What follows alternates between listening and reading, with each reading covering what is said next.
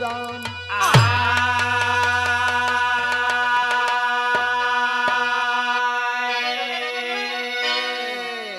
देखा भैया, इस super cassette T series की ओर से एक नया कांड आप लोगों के बीच में जात बा, जवन हिंदुस्तान के सरजमी पर चर्चा के विषय बाम।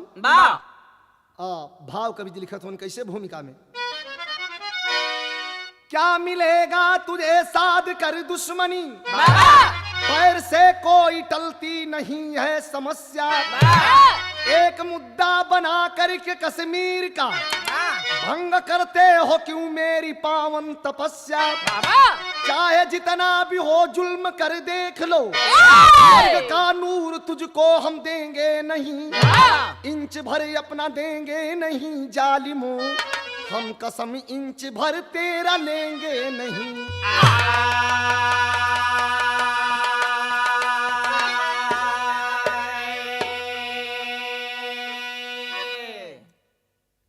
आतंकवाद हमारे देश में चरम सीमा तक पहुंच गया।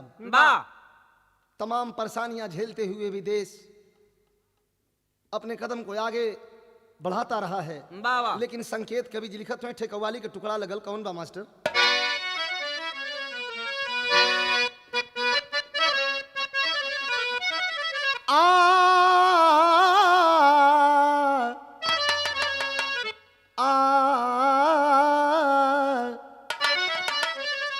अजी वो शख्स प्यार के, हाँ हाँ वो शख्स प्यार के, अरे वो शख्स प्यार के काबिल है क्या किया जाए।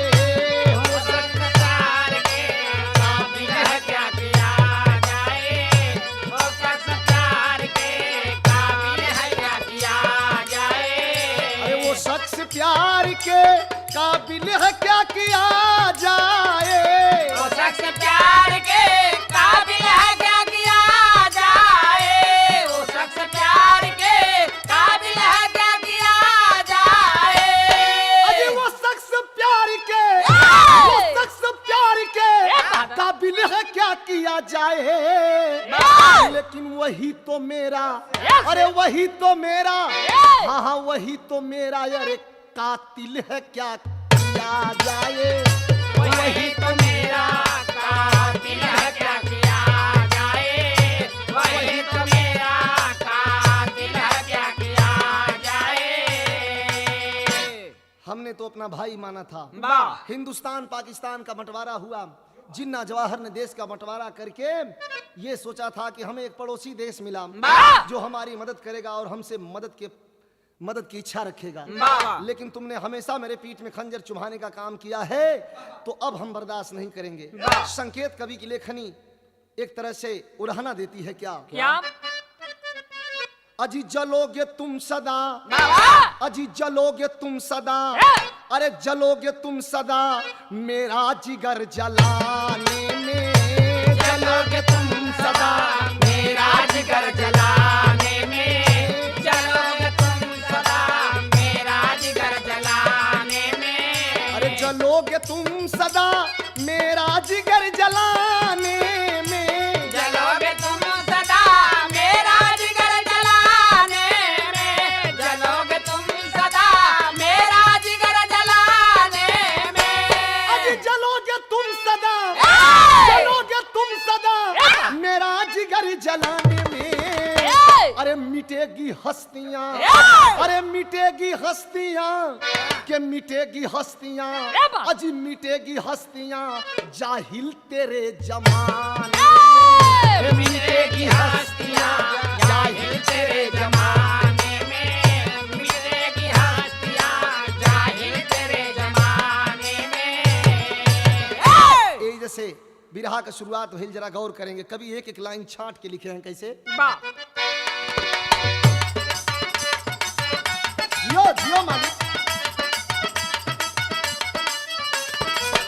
खून से सींच कर आजादी हमने पाया है, इसी के खातिर मौत को गले लगाया है।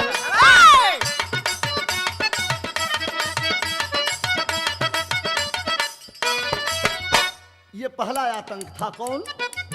बढ़ा आतंक जब अकबर का हल्दी घाटी में, मिटाए जिंदगी राणा प्रताप माटी में।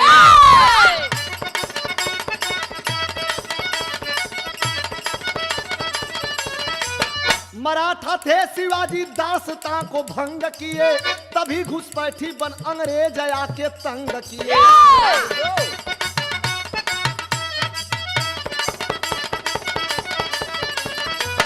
कि डायर अमृतसर को खून में नहलाया था, उधम सिंह लंदन में जाकर उधम मचाया था।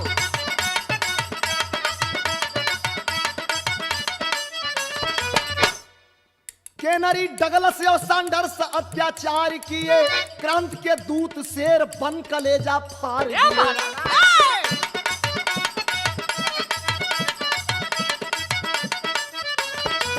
मिली आजादी फिर 65 में नया जंग हुआ, हौसला शास्त्री का लख पाकिस्तान दंग हुआ।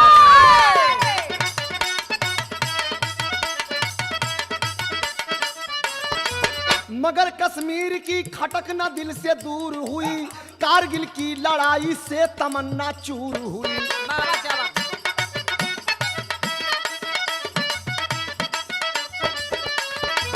तो याद कर लो बाबा। अरे रास्ता पकड़ेंगे जिस दिन तेरे बगावत का, रास्ता पकड़ेंगे जिस दिन तेरे बगावत का, अपमान होगा तब कानून और अदालत का।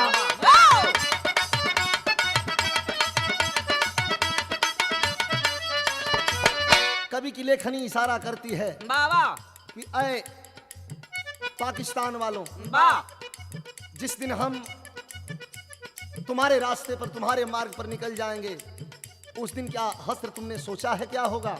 इसलिए कवि की लेखनी संकेत देती है। क्या मास्टर तर्ज लग गई?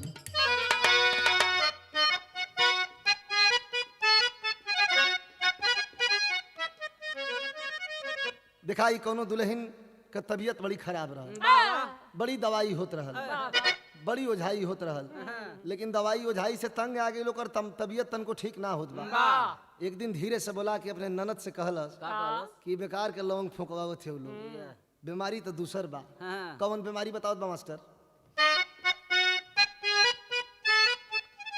कलश की हम के बैद के न वो झकी देखावा नन दो, अरे देखावा नन दो कि तार दे के अपने भैया के बुलावा नन दो।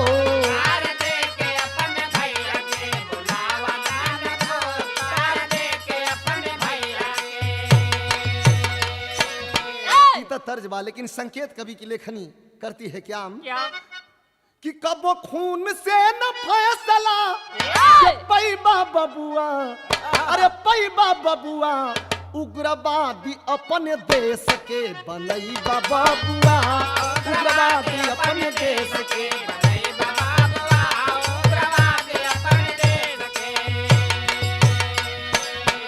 तुम्हें याद करके कम से कम तुम्हें शर्म तो आनी चाहिए। याद कर लो, करनी पतोहरे बिल क्लिंटन थूकी गईल,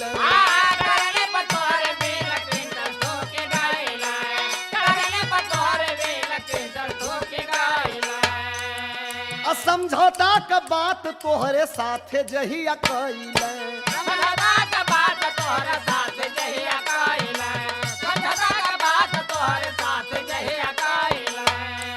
कश्मीर पर जो आँखिया, अरे उठाई बा बबुआ, अरे उठाई बा बबुआ, कि उग्रवादी अपने देश के बनैबा बबुआ।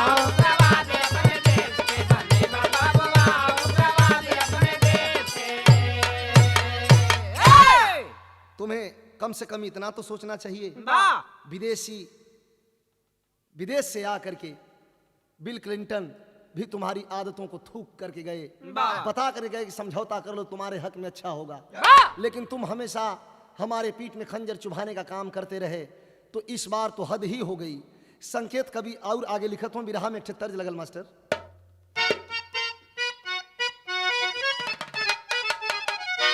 किलाई के गवनवा सैया,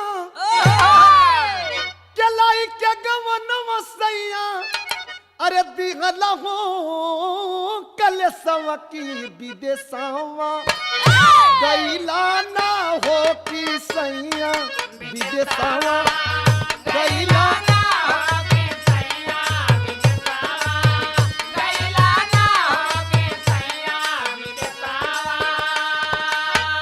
बिरहिन का भी दर्द गजबे होले। एक लाइन और कहले का कि हमारी चाली जवानी छलक घड़ीला से पानी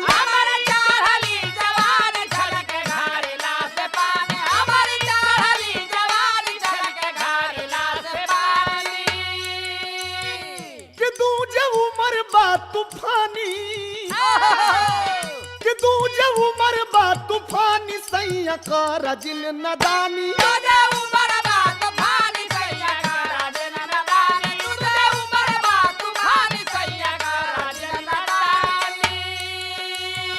मेहरारून के धन दौलत गहना रुपया पैसा से पहले एक चीज चाहिए का आगे लागो सैया तोरे अरे आगे लागो सैया तोरे ऐसन परदेसवा की विदेशवा गईला ना हो कि सैया विदेशवा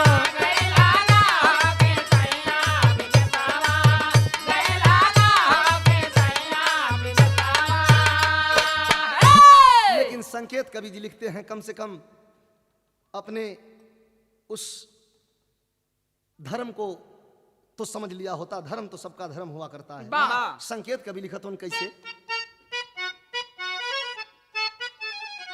कि याद कर अपने अरे नवाज के रहनिया की करनिया हो गला हो मुदैया करनिया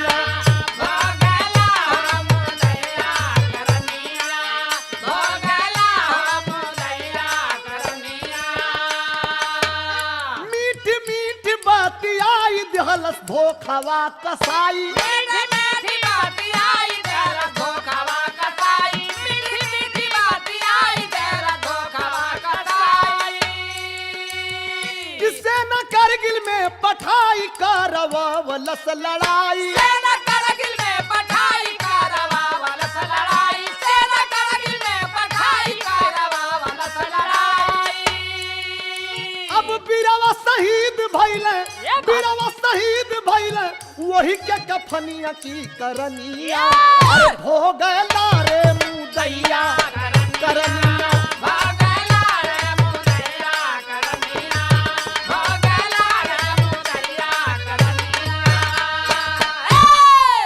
कहल जाला 10 बरिस 40 बरिस ज्यादा दिन आतंक आ उपद्रव ना रही। यही लिए कवि जी फिर बिरहा में तर्ज बदलत हूं कैसे मास्टर ई कोनो दुल्हन का दुल्हा क्रिकेट का बड़ा प्रेमी रहल रामकोल भाई क्रिकेट बड़ा जोर खेल कब खेले भैया रात के सुतले में खेल जब ओंघाई में हो जा तो कहे ले चौका मार छक्का दुल्हनिया कह कि अनेरा में कहाँ चौका छक्का मारत है फील्ड में आवा फील्ड में जगह के एक बात कहलस का कहलस मास्टर ताकि चौचक उठा के अरे चौचक उठा के तनी मारा राजा छक्का अरे तनी मारा राजा छक्का अरे तब हम जनब खिलाड़ी हुआ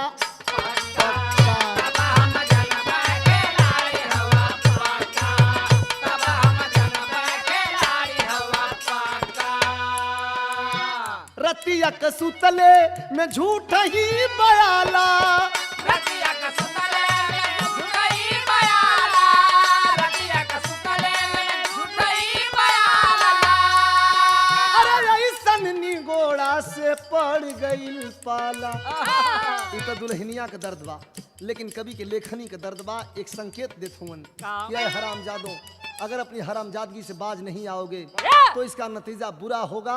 हम बार बार चिताते आते हैं लेकिन अब बर्दाश्त की हद हो रही है। संकेत बा कैसे कि ढेर दिन ना चली है ढेर दिन ना चली है अरे केहू का मन मानी अरे केहू का मन मानी कहा कि जागी जागी शेरावा उतार ले।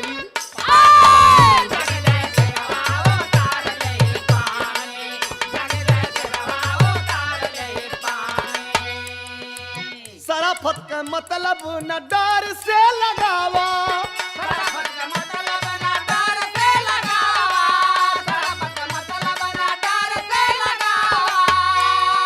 शांति प्रिय देश में न आग भड़कावा। यहरो न कम्बा, यहरो न कम्बा, हमारे खून में रवानी, ये हिंद के खून में रवानी, कहा कि जागी जाई से रवा उतार ले।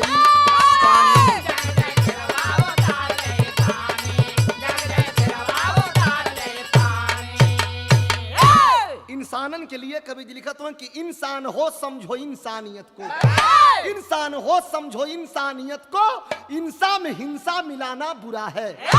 अपनत्व की उस विकम विकृति में और शांति में क्रांति जगाना बुरा है। भाई हो तो प्यार भाई का जानो, कीमत सदा तू वफाई का मानो। जिस दिन वतन में गुलामी थी छाई, उस दिन रहे साथ हम दोनों भाई। मिली जब आजादी तो हिस्सा लगा था, जिन्ना जवाहर को एक एक मिला था। भाई से भाई भले दूर जाता, मोहब्बत का हिस्सा लगाया न जाता। क्या है हमारा या क्या है तुम्हारा, अदालत का चल के तू ले ले सहारा। आतंकवाद फैलाने से हमारी तुम्हारी दुश्मनी कभी खत्म नहीं होगी। इसलिए बैठ करके सामने सामना वार्ता ही एक रास्ता है।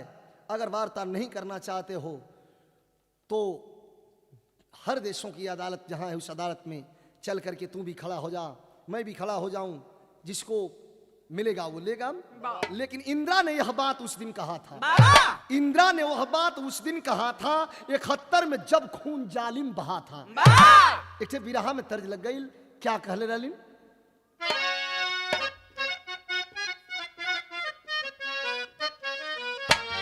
कोनो दुल्हन अपने दुल्हा के समझावत बा कि पुराने जमाने के पुरानी चीज लिया वाला।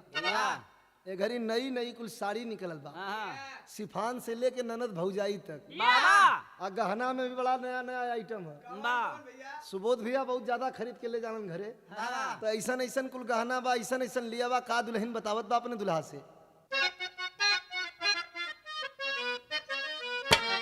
अरे बाली और झुमका भुलाई जा, बाली और झुमका भुलाई जा, नथुनी पर गोली चले तब मनवाई जा। बाली और झुमका भुलाई जा, नथुनी पर गोली चले तब मनवाई जा। बाली और झुमका भुलाई जा, नथुनी पर गोली चले तब मनवाई जा। बिरहा में कवि लिखत हन कि एकताम, अरे पूर्वजन का बतिया भुलाई के, अरे पूर्वजन का बतिया भुलाई के, काहे छेड़खानी तू करला फिर आई के। पूर्वजन का बतिया भुलाई के, काहे छेड़खानी तू करला फिर आई के। पूर्वजन का बतिया भुलाई के, काहे छेड़खानी तू करला फिर आई के। एकता अखंडता का नारा जहिया गूंजले,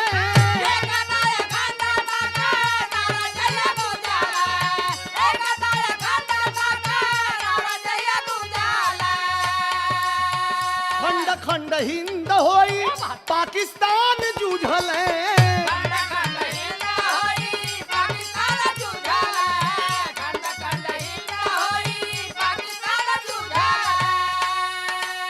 अरे जगह जगह आग धधकाई के, अरे जगह जगह आग धधकाई के, काहे छेड़खानी तू करला फिर आई के।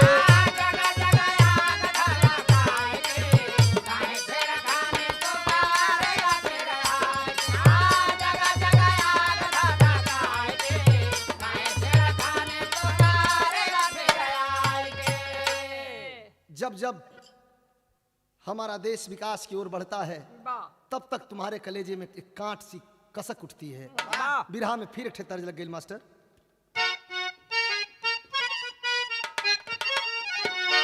कि तोहरे करनवा छोड़ली,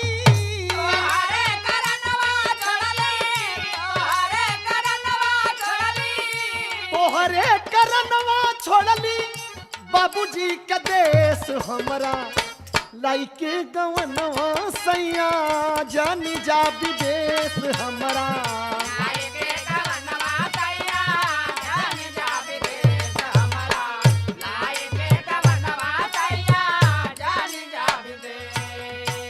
बिरहा के अंदर भाव कवि जी लिखते हैं कैसे कि मुहवा में राम लेके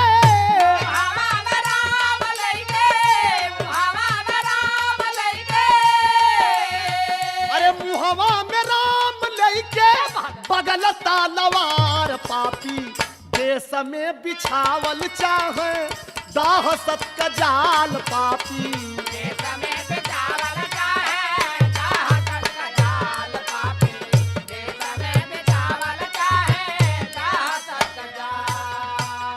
जबकि 99 के समनियराई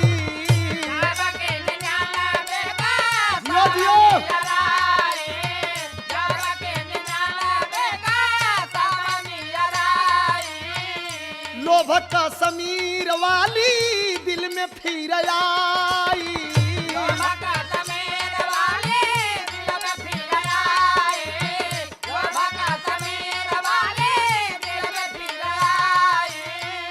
हथवा मिला के चले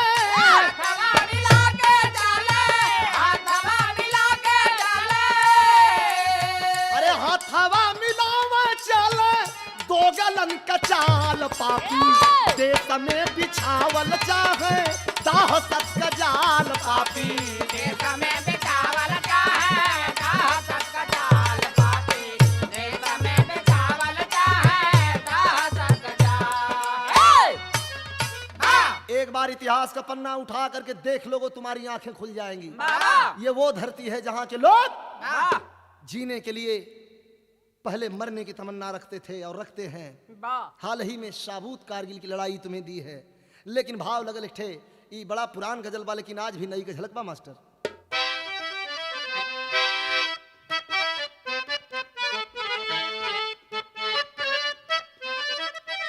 अरे उसी खून की होती कीमत सदा है, क्या उसी खून की होती कीमत सदा है। अरे समर बीच जाता जो लड़के बिखर है, उसी खून की होती कीमत सदा है। अरे उसी खून की होती कीमत सदा है, समर बीच जाता जो लड़के बिखर है।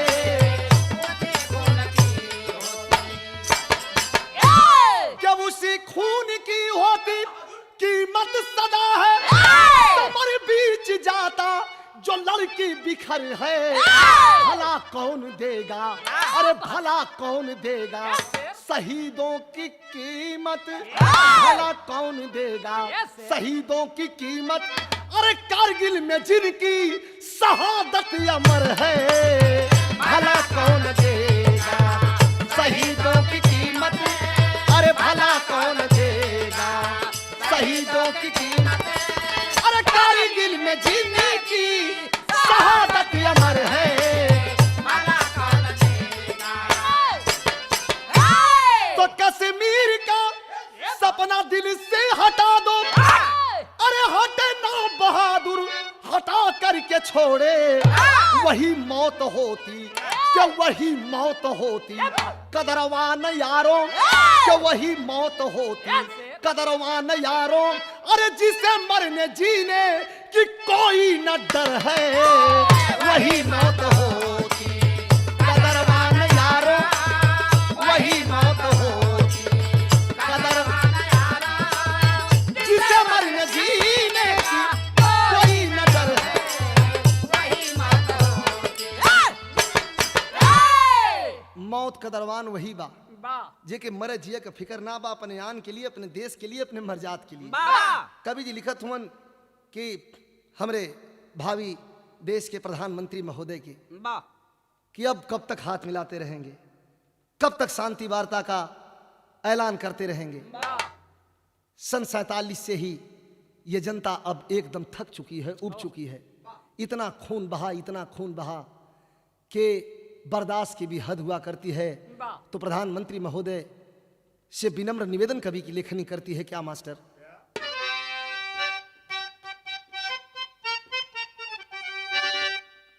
कि सुना अटल जी कबो न आदत, कि सुना अटल जी कबो न आदत, अरे बेहलन का जग में सुधरी, कुकुरे का मार अढ़ाई घड़ी, कुकुरे का मार अढ़ाई घड़ी, कुकुरे का मार अढ़ाई घड़ी।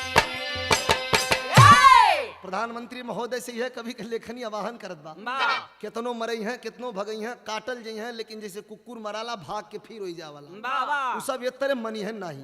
यही लिए सांप के केतनो दूध पियईबा,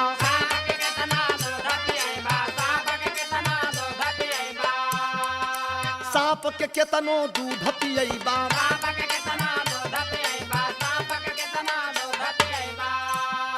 अरे मौका पर काटी पछतईबा,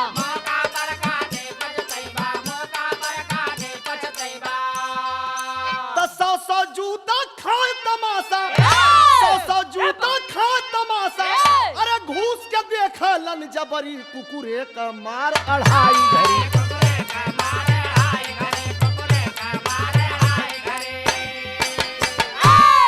अभी खून ताजा कारगिल का चली दूसरी चाल, अभी खून ताजा कारगिल का चले दूसरी चाल, विमान अपहरण करके पापी किए हिंद कंगाल।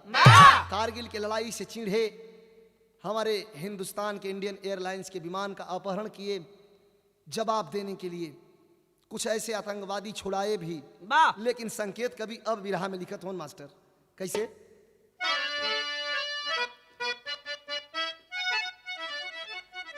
कि वर्ष 2000 के अपार खुशी ले आयल, सोच सब अब मिली दिल में चयनवा, धर्म का धरती बा ईसो बरन चिरैया हो, असभ्यता प्रधान का गाला हिंदुस्तानवा, जम्मू कश्मीर से हो कन्याकुमारी तक, एक एक पावन जहां तीर्थया स्थानवा, त्रिकुटा पर वैष्णो देवी, जम्मू में अमरनाथ, लाखों दर्शनार्थी रोज कर दर्शनवा।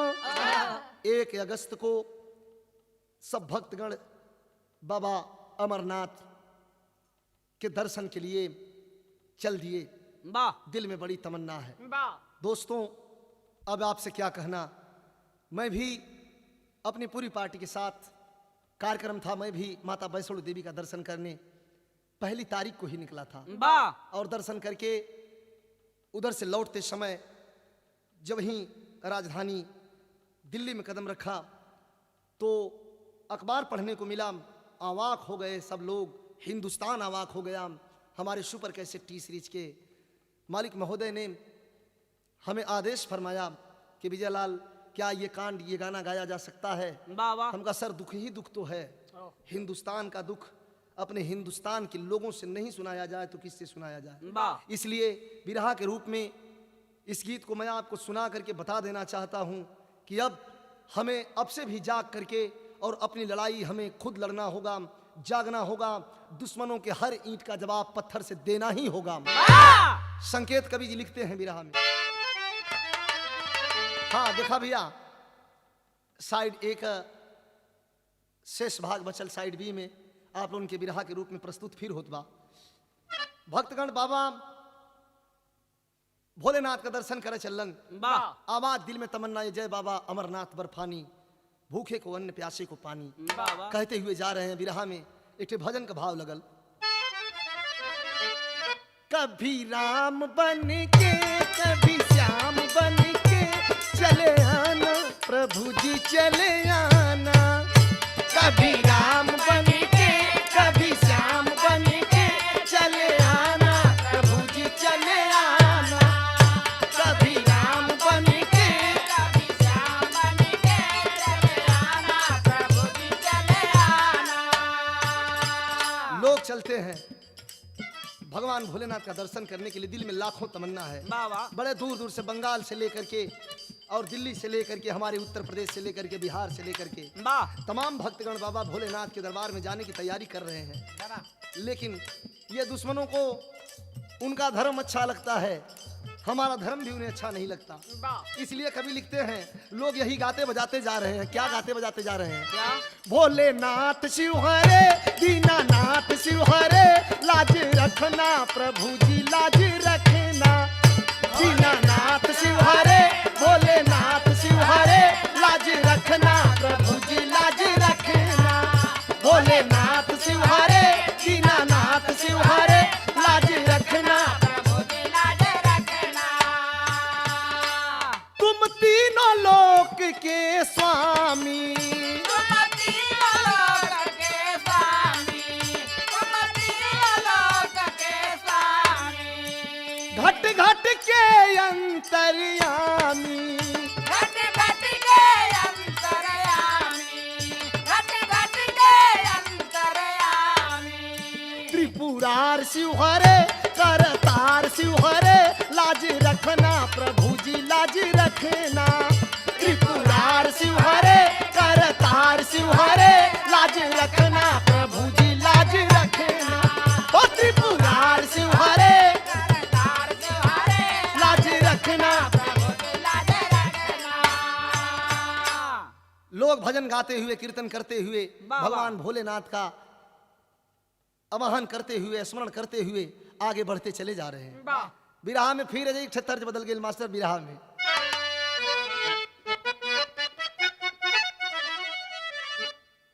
के नीचे नरियरवा कबारी, स्वर्गीय रामदेव गुरु जी गावत रहलन कि अपने बलमुआ के चोरी, बाबा गोरी मांग घून घूनवा। लेकिन भक्तन का कट परेशानी, अरे भक्तन का कट परेशानी, जहां बस बर्फानी बाबा।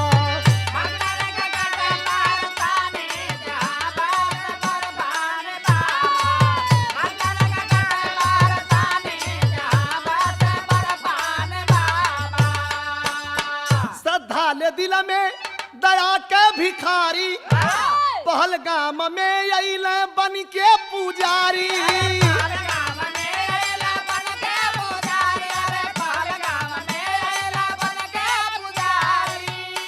अरे मनवा में मनवा, अरे मन में बसे भोला दानी, मन में बसे भोला दानी, जहां बसे बर्फानी बाबा।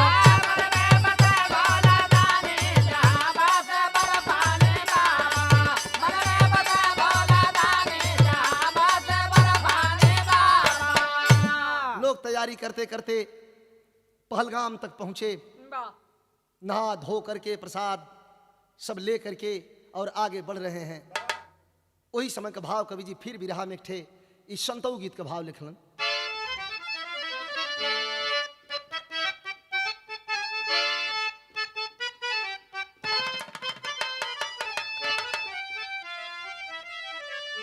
सवाल जवाब हमरे देहात में गवाला, दू ठे गोल बैठे ले लोग का सवाल जवाब गावलन के करिए रोवले गंगा जी बढ़ी आईली,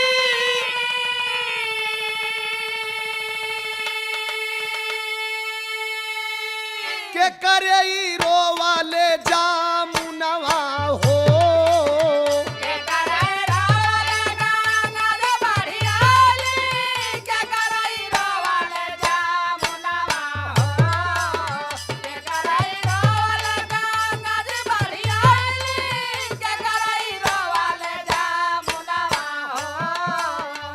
के करिए रोवले, के करिए रोवले धो पी के खूंट भीजल, के रोवे बर हो महीनवा हो।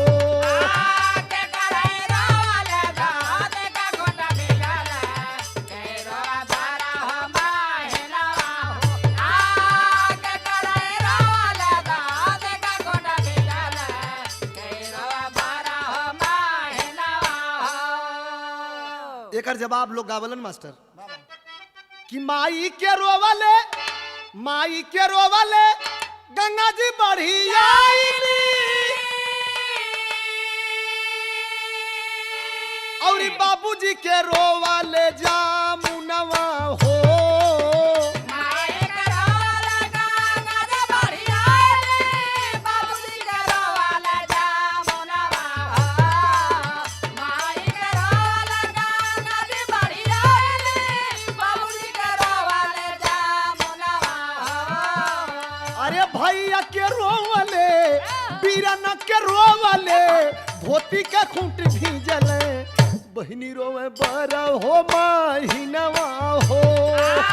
बीरन के रोवाले धोती का खूंट भीजल बहिनी रोवे बर हो महीनवा बीरन के रोवाले धोती का खूंट भीजल बहिनी रोवे बर हो महीनवा। भक्तगण बाबा भोलेनाथ के दर्शन की इच्छा मन में है, आगे बढ़ रहे हैं। कहाँ कि केहू अभी शिविरा केहू अभी शिविरा में जाई के बैठल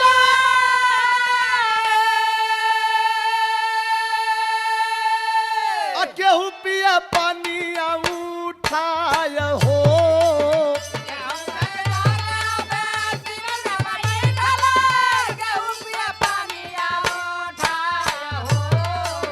केहू अभी शिविरा में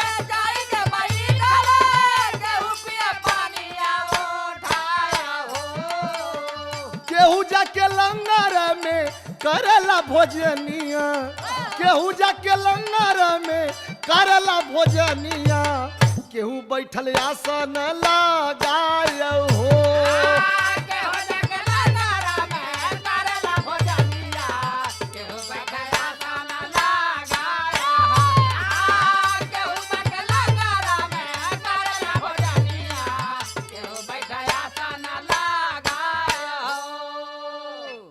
केहू जाके भोजन पर बैठल बा लंगर में, केहू आसन लगौले बा। वही समय का भाव बा कैसे मास्टर कि कमांडो के भेसावा में कुछ लोग आइला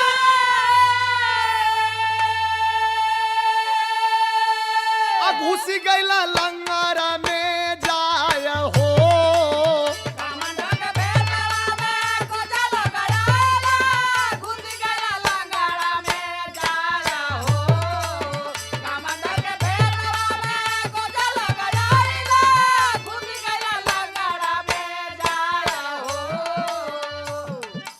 अरे पूछल न जा चल चा लाम पापी गोलिया पूछल न जा चल चा लाम पापी गोलिया देहल तू फनवा मचाय हो।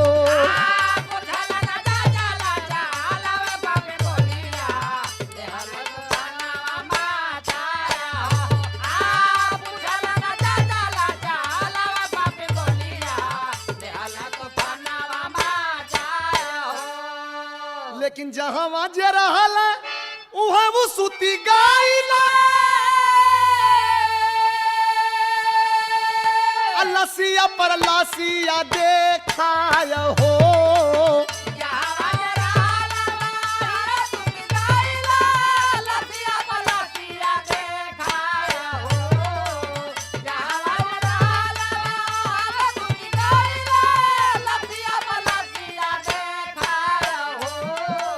अरे मुहावा का खाना मुहा में रही गईल मुहावा का खाना मुहा में रही गईल पर सदियो रंगाय हो।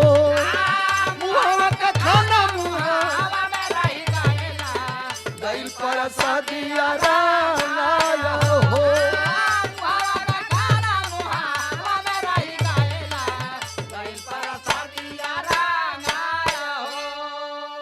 बाबूजी कोई भक्त आसन लगा करके बैठा है, कोई भक्त लंगर में खाना खाने के लिए बैठा है, कोई भक्त नहा धो करके प्रसाद ले करके जाने ही वाले हैं।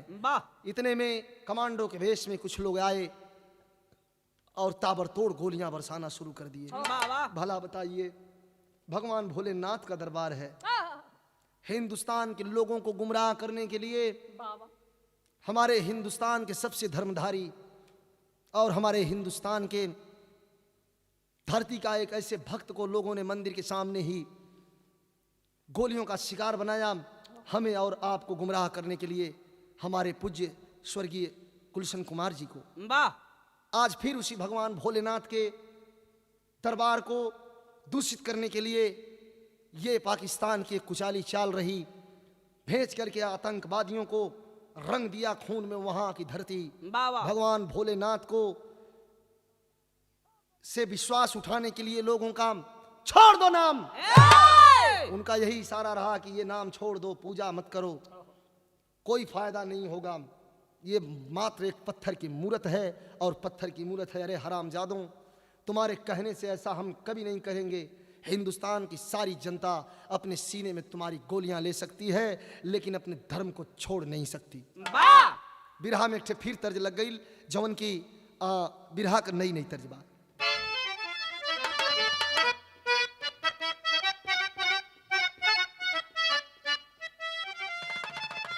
तर्जबा की सेज चढ़त डर लागे मोरी गोइया, सेज चढ़त अरे डर लागे मोरी गोइया, सैया घूंघट पट खोले रे, सैया घूंघट पट खोले।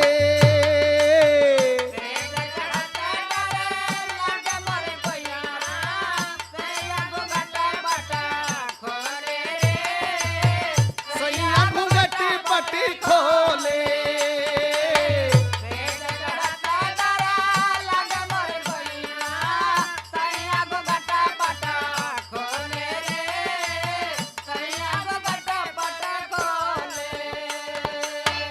लाश देखत दिल कांप गइल बा,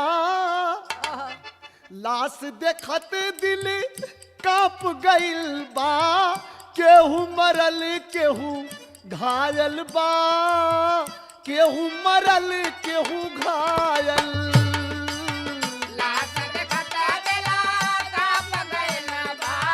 केहू मरल केहू घायल बा, केहू मरल केहू घायल।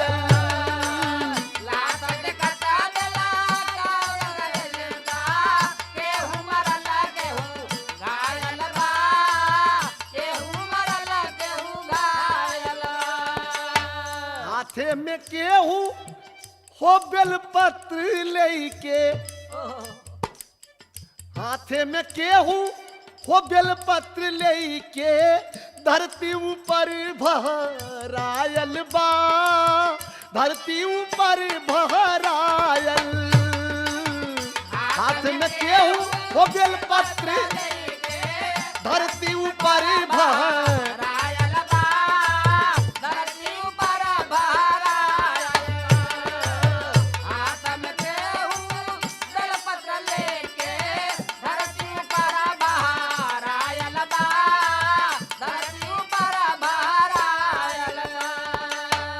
हाय हाय कैची को उठे ले, बाबा बाबा हाय हाय कैची को उठे ले, देखत जीव पगलायल बा, जियरा देखत के डेरायल हो। देखत जीव पगलायल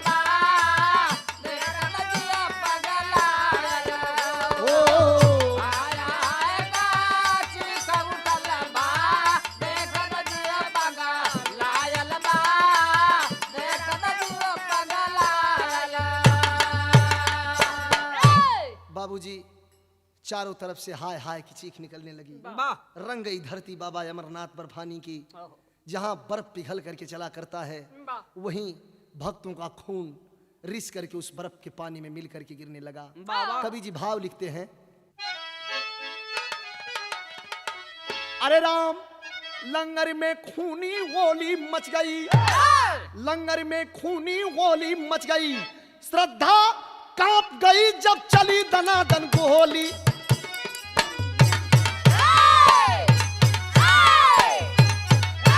श्रद्धा कांप गई जब चली दनादन गोली, लंगर में खूनी होली मच गई।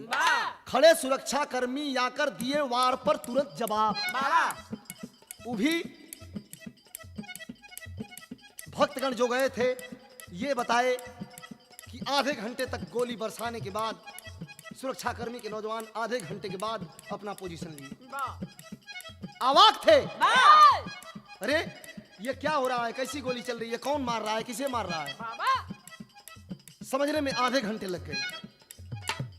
खड़े सुरक्षाकर्मी आकर दिए वार का तुरंत जवाब। 3 घंटे तक हुई फायरिंग, पापी लड़ते पहन नकाब। एक को गोली लगी करारी, गिरा जमीन पर खत्म बेआब।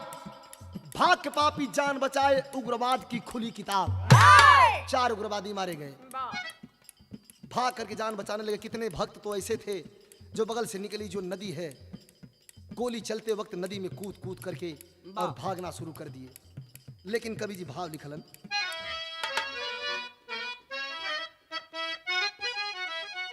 कि जम्मू नगरिया में अरे खून कहाँ मरे अब के देई जवाब। जम्मू नगरिया में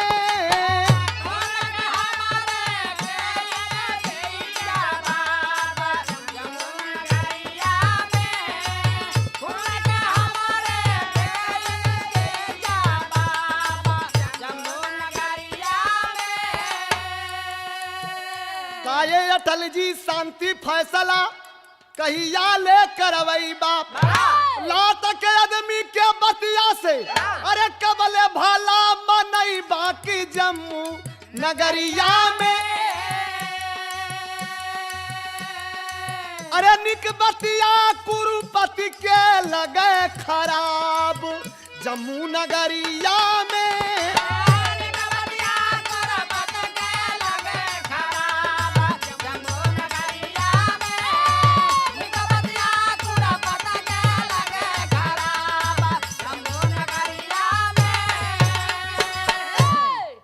जिससे बैठ करके आमनी सामना शांति का फैसला कर रहे हैं। कवि जी लिखत हूँ प्रधानमंत्री महोदय के, काहे करेला केहू पर इतना जल्दी विश्वास। हिजबुल शकुनी बन के जलाला झूठा बहावया सा की जम्मू नगरिया उनके बतिया ऊपर लगल नकाब। जम्मू नगरिया में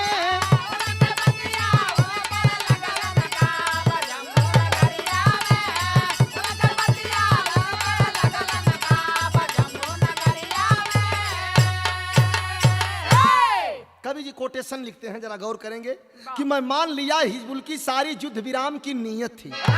क्या पाकिस्तान को शरीक करना उसकी सही नसीहत थी? माने युद्ध विराम का नीयत से शांति वार्ता का फैसला करना है, बात करनी है, तो मैं शरीक पाकिस्तान काहे की हुई? एक पॉइंट। दूसरा, पाक समर्थित लश्करे तोयबा ऐसा खून किया।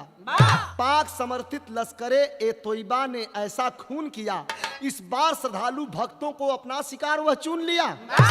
तो 65 से 71 तक यह भारत धूल चटाया है। बात शर्म की मेरा राजा उससे शीश झुकाया है। विजय दिवस में मगन आप हम मगन हैं गोली खाने में। यह व्यतीत जीवन में जाएगा लाश लाश दफनाने में। यह व्यतीत जीवन हो जाएगा लाश लाश दफनाने में। ऐ खुदा तू छिपके ही रहना। ऐ मालिक जिसे हम भगवान का दर्शन करने के लिए जाते हैं, जिसे हम भगवान करते हैं, तो ये भगवान हम तो एक बात का डर बा। सात केवाड़ी के भीतर तू रहना तो तोहू की छोड़ी है सोई कुल ना। ये लिए कवि का लेखनी बा, ऐ खुदा तू छिपके ही रहना। क्या गोली खाने आओगे?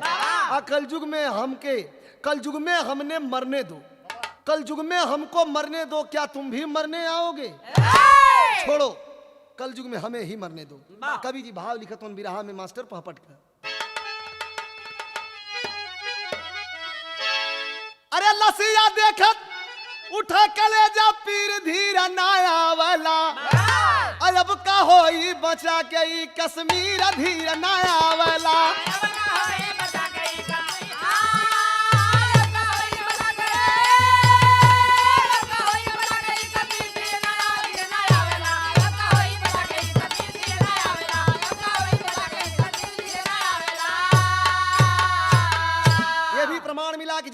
राइफल्स जगह पर मारे गए उग्रवादियों के हाथ की राइफल्स मिली, वाह सब पर लश्कर तोयबा लिखा हुआ था। वाह वाह तो 6 जगहों पर लश्कर तोयबा उस दिन जुलूम मचाई हो, 100 से ज्यादा लोग मरे, घायल चीखें दुखदाई हो, पूरे देश का कांपन लगी शरीर धीर ना आवेला, अब मिलल धूर में भारत का तस्वीर धीर ना आवेला। मिलल धूर में भारत का मिलल धूर में भारत का मिलल धूर में भारत का तस्वीर धीर ना आवेला, मिलल धूर में भारत का तस्वीर धीर ना आवेला, मिलल धूर में भारत का तस्वीर धीर ना आवेला। मिलल धूल में भारत का तस्वीर धीर ना आवेला। वाह कवि जी भाव लिखत हो मास्टर कैसे?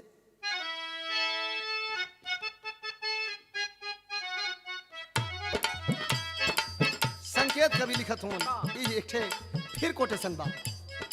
अरे आग के संग जब आगी बनबा बड़ा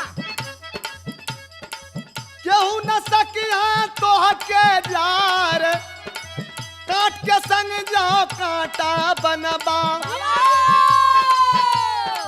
कसम न केहू सकिया फार, ईट के उत्तर पत्थर से दा, बाबा अरे तब भलाई तोहरो बायब, बाबा बाबा सीधे अंगूरी घीवन निसरी,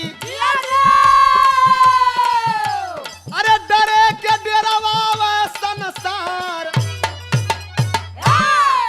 अंगूरी जो टेढ़ न होई तौले घी निकली उकली, ना कप दे जाई कप दे बहरे हो जाई, या। तनी से टेढ़ कबा कुछ न कुछ बहरे अइबे करी। निकलबे करी। वाह। यही लिए कवि लिखत हूँ तय का बनवा के छोड़ा जैसे हो पखेरुआ भैया,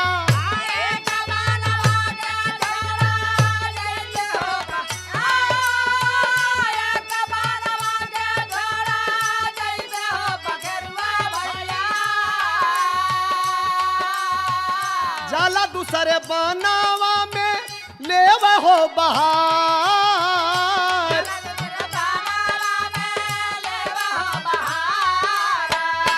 मनवा के शांति नहीं मिले वही ठैया भैया,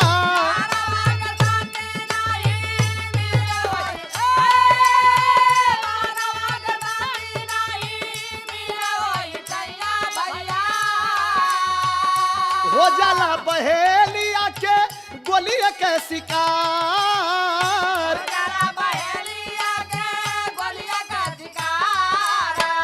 कोने कोने देशवा से चलना दर्शनार्थी भैया,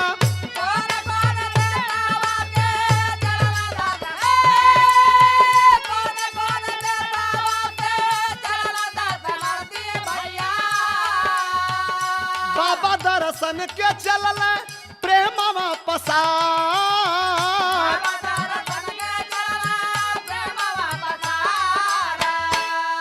संकेत कवि जी लिखत हन तनी आल्हा बदल दा मास्टर।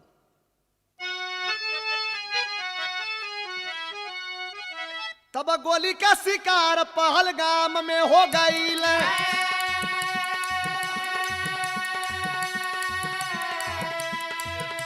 अब शर्म से झुकल बा फारूक सरकार, कैला कृष्ण लाल हो कमाल भारी अड़ी के,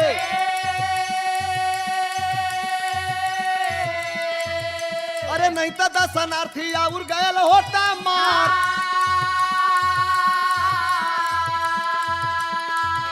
अरे बी के मिश्रा पूनम और त्रिलोकी मारल गईल,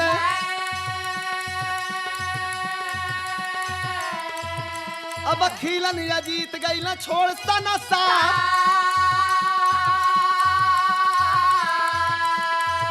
अरे साधु नारायण रणवीर मारल गईल,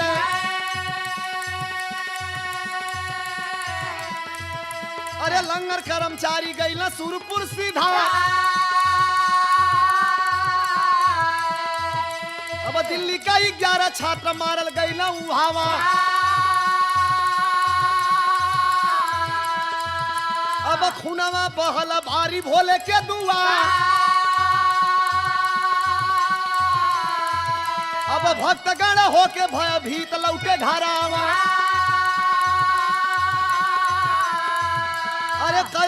शासनवा भयल दुसुआर राजा और मंत्री कमजोर जहां के अरे प्रजा का भलाई नहीं होई सरकार अब मरल उग्रवादी जवन वहां पकड़ले अरे AK-47 पकड़ल गयल हथियार अरे जम्मू कश्मीर नाम सुन के कांपा सबही खून का जवाब मांगा देशवा हमार बोला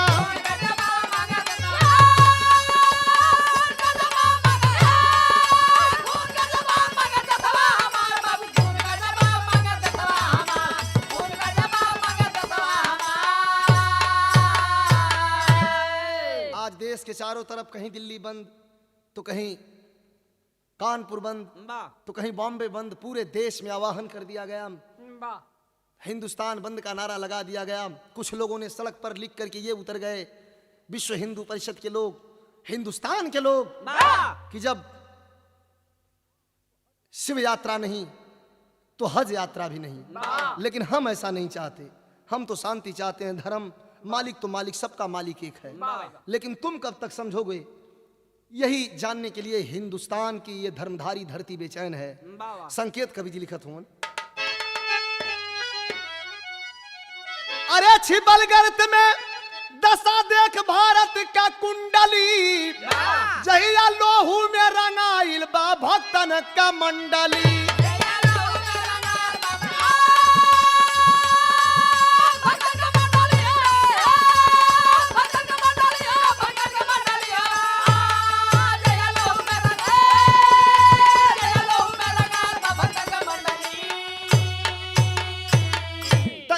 का समझना आवरीत और रवैया मरले के बाद जहां होत बा दवैया मनमानी से पापी सब मचावा खलबली जहिया लोहू में रंगाइल बा भक्तन का मंडली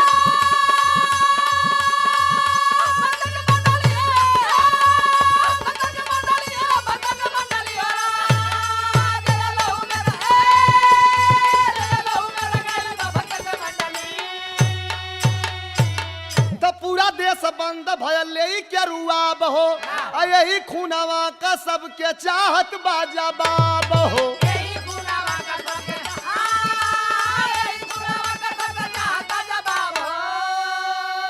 आगे नहीं मालूम के तनी चितवा जली जहिया लोहू में रंगाइल बा भक्तन का मंडली